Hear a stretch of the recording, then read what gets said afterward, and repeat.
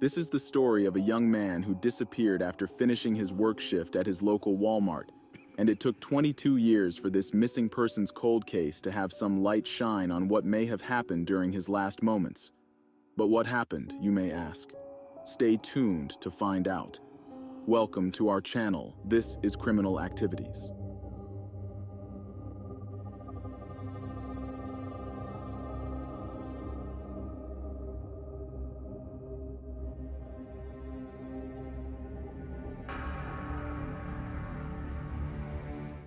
Zebb Quinn, born May 12, 1981, in Asheville, North Carolina, to his mother named Denise Flahakis and father named Jerry Wayne Quinn, and he also has a sister named Brandy Quinn. Nothing is really said on his home life situation, but Zebb was said to be very close to his mother and sister.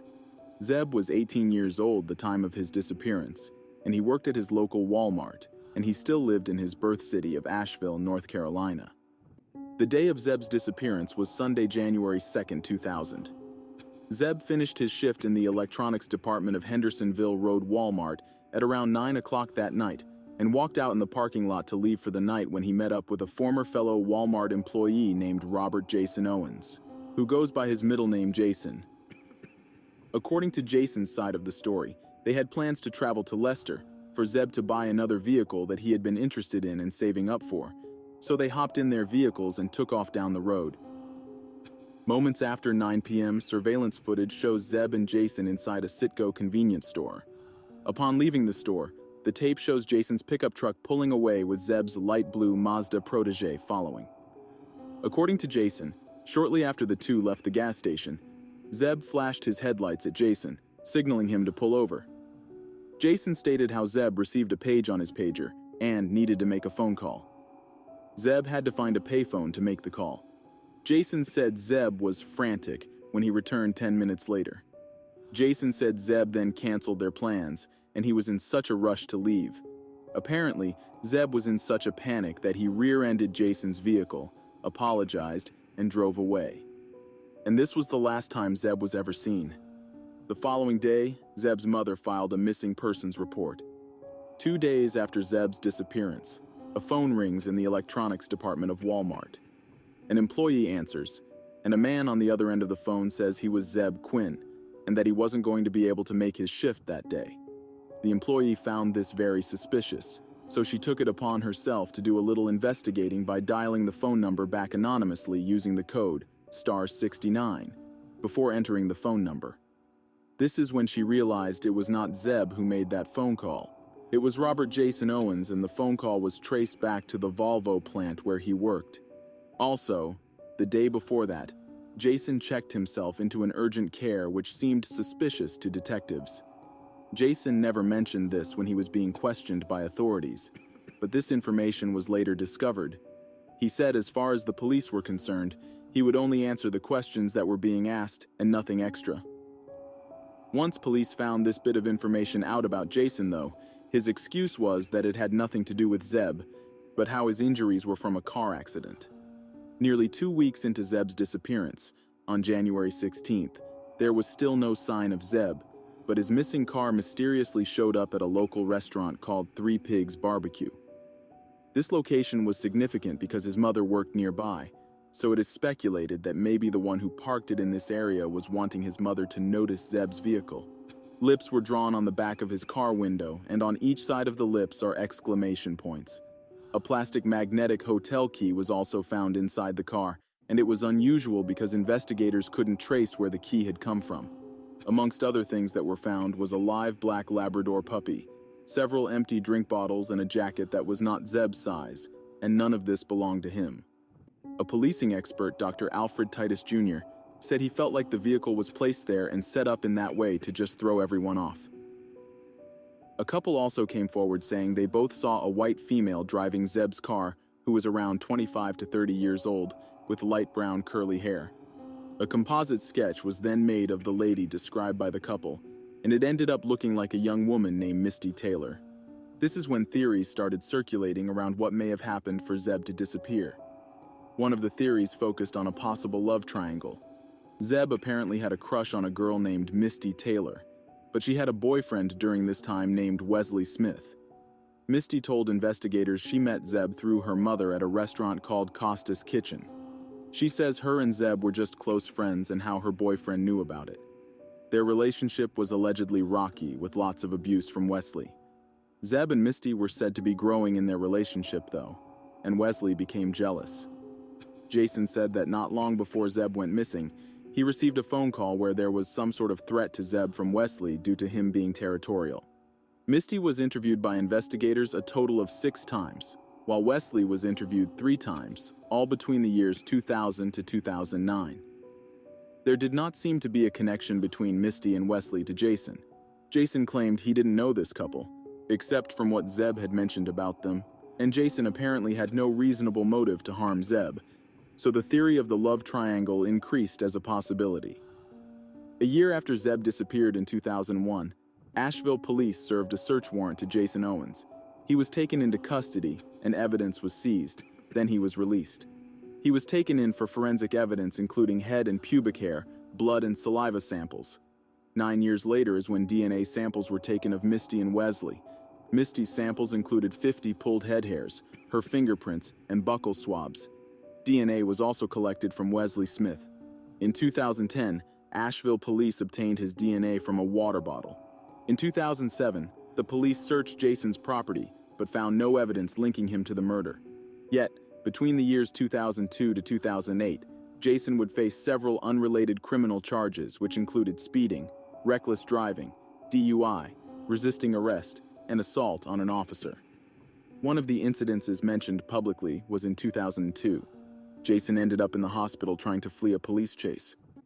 Police said they tried pulling Jason over suspecting he was driving drunk, but he fled the scene, and shots were fired at the officers from Jason's vehicle. Neighbors nearby said they heard the shots being fired. The SWAT team later came out to search for the gun that may have been used.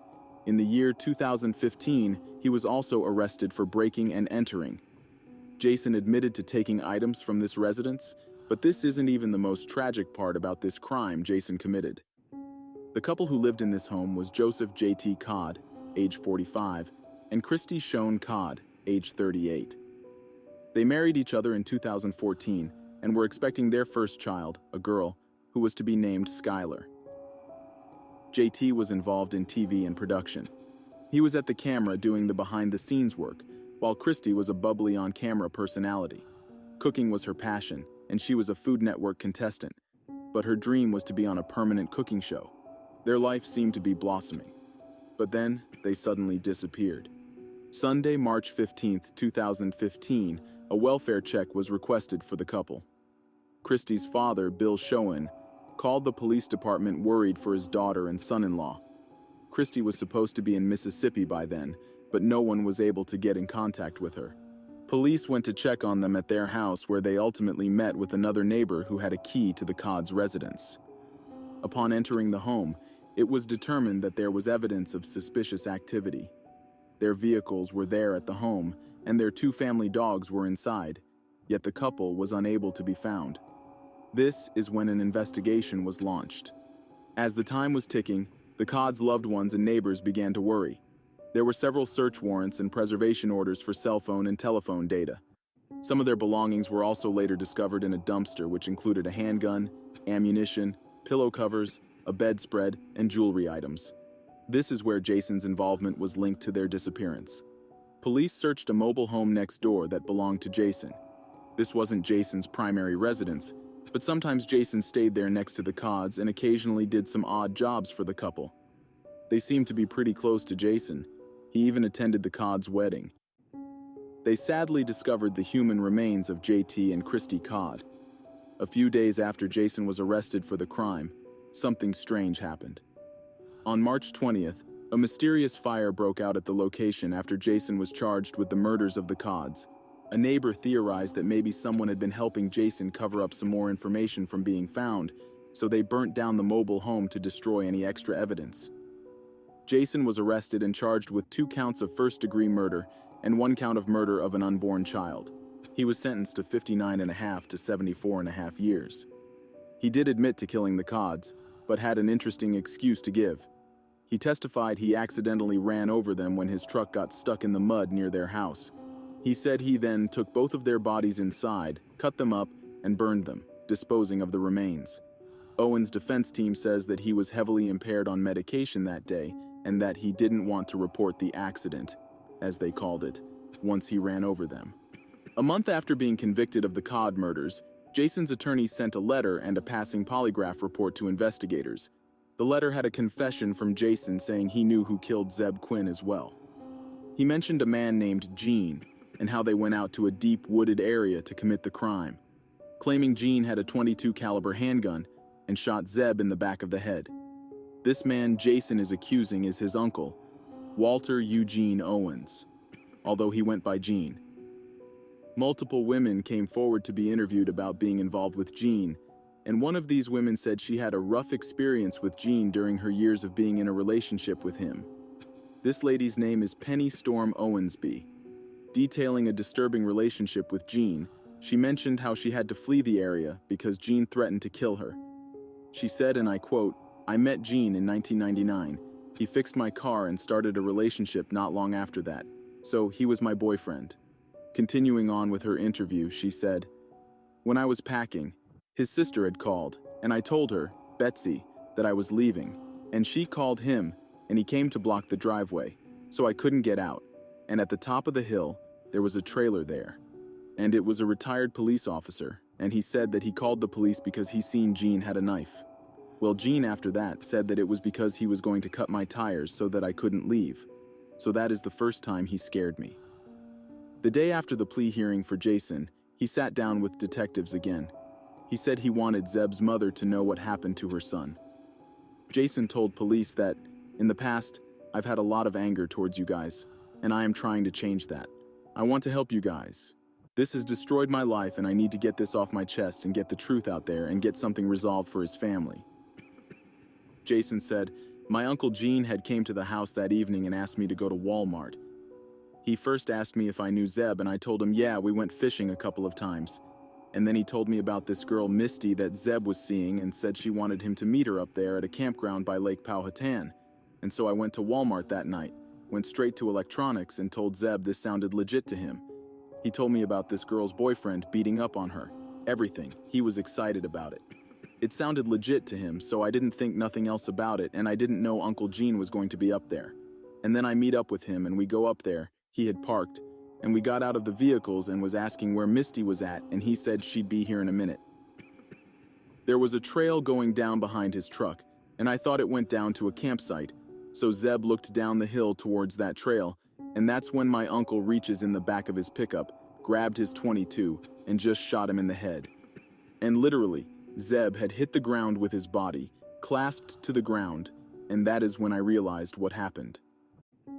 Jason said he immediately tried to leave the scene, but his truck was blocked in. That's when his Uncle Gene approached him, told him his fingerprints had been on the gun, and he was an accomplice in Zebb's murder. He said he thought he was helping Zebb with something sweet, but it turned to utter terror. Jason goes on to say that he left the scene for a few hours before returning. When arriving, he mentioned noticing a fire burning less than 500 yards from where Zebb was killed. He approached, saw his Uncle Gene, and then allegedly saw Zebb's feet sticking out of the fire. As far as Zebb's car goes, Jason said he didn't know where Zebb's car was during the 2 weeks it was missing. He says he heard it was in the hospital parking lot, but other than that, he didn't know where the car was at. Jason said the motive had to have been money or something valuable. How Gene wouldn't have done the murder if he didn't get anything out of it. Jason said if he did speak up about this when Gene was alive, he would have found a way to kill him, because he had ways. Zebb's family, I'm sure, after all these years is wanting to know what happened to Zebb in his final hours, but the only answers they can get are from someone who says that he was directly involved and who has motive to deflect responsibility away from himself. During the plea deal, a new name was introduced as part of the defense. They allege Adam Wright is the connecting piece in this puzzle. Adam apparently told Jason that he had introduced Wesley to Gene, and Gene somehow knew that Zebb had a crush on Misty. Jeffrey Adam Wright, who went by Adam, was born October 24, 1985, and died in December 18, 2010. He resided in Candler, North Carolina at the time. He was 25 and was found deceased after an overdose in his home. Gene died on July 8, 2017, from complications of COPD. Jean was never charged in the Zebb Quinn case. To this day, Misty Taylor, Wesley Smith, Gene Owens, and Adam Wright have not been named as suspects in the Quinn case. Please keep in mind that these missing people cases we cover are for real people. It has been over 20 years now since Zebb disappeared, and the time loved ones have spent without him hasn't gotten any easier for them. Zebb's loved ones said he was a very likable person. He was also very close with his mother. He was completely harmless and didn't have a bad bone in his body. A short description we have of Zebb is, he had brown hair and blue eyes. His last weight was 165 pounds, and he was 5 feet 9 inches tall. He was last seen wearing a white logo t-shirt with a plaid button-up shirt. He was possibly wearing Tommy jeans or khaki pants and a gold chain necklace. Christy and JT Codd also had nice things said about them. They are remembered by friends as being loving, bigger than life, and the kind of folks who would go out of their way to help others. But I want to know your opinion on this case. Do you believe Jason's take on the story, or do you think he is just trying to deflect the blame onto others and get a better sentence? What do you think was the motive for Zebb's murder? Do you think there are more people involved in these murders that have yet to be caught, or do you think the answers to this mystery have been taken to the grave? I'd love to hear from you in the comments section. This is Criminal Activities signing off. Stay safe out there.